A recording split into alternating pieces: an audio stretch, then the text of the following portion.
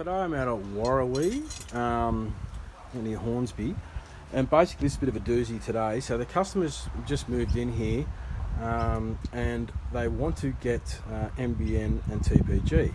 So she's called up TPG. Well, firstly she's gone through two other providers. So she went to Telstra.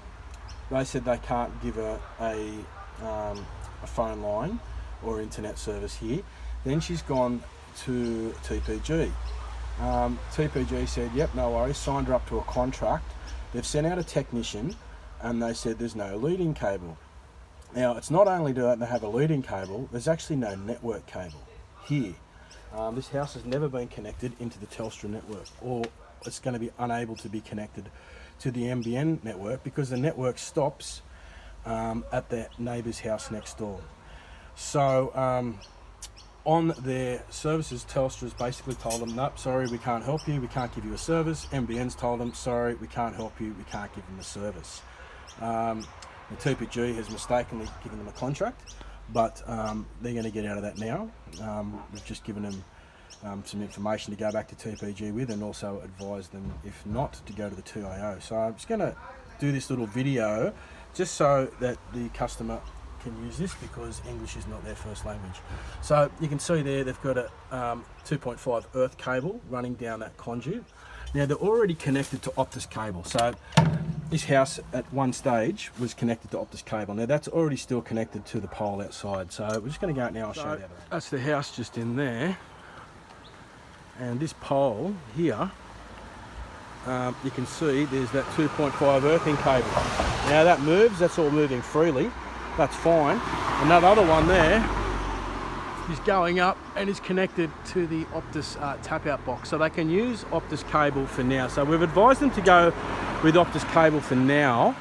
So at least they have some internet until they get all this sorted out. So they're going to have to apply to get some sort of a network pit or something put in here, because when they're calling them, it's just saying that they're unable to connect. So that's the house there, 38. And this one here, 36, and you can see there's a manhole here, okay? Now basically, there's a joint in here. You can see the Telstra cam there, but at this end here, there's no conduiting or cabling running up the other end.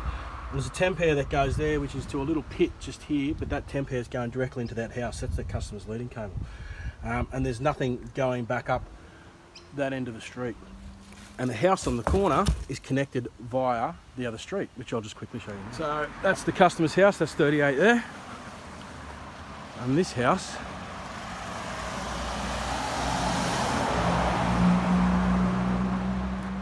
okay, now this is 15, so this address here is on a different street, right?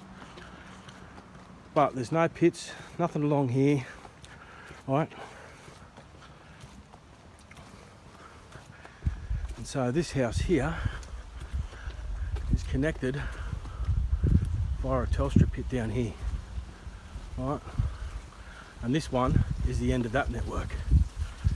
Okay, so that network stops here. So that house is connected there, right? Through that pit. Leading cable runs in from there. So, yeah, this is a tricky one. Customer's going to have to probably force NBN and Telstra's hand through the TIO to get this done, because neither network provider wants to actually, or wholesaler, wants to actually do the work. They're just fobbing her off and telling her they can't give her a service, which is just not good enough. They need to supply a service.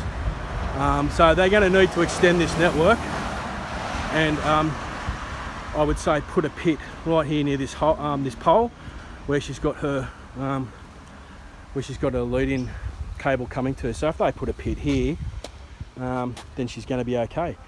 But it's not. This should not be at the customer's cost, because they need to supply the infrastructure to actually get this work.